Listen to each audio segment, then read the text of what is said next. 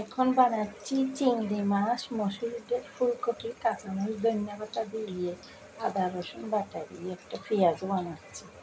দেখেন আমি মাইকে রাখলাম সব কিছু দিয়ে এই যে আমার পেঁয়াজটা দেখতেছেন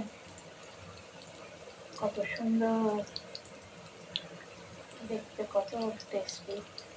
চিংড়ি মাছ, মসুরের ডাল, ফুলকপি, কাঁচামরিচ, ধনিয়া পাতা, আদা রসুন বাটা, হলুদ, জিরার গুঁড়া, একটু ম্যাগি মশলা, হেভি টেস্ট।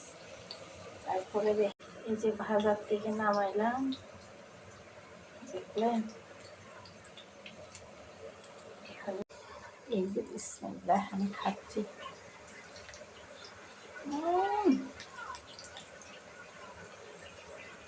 একটু টেস্ট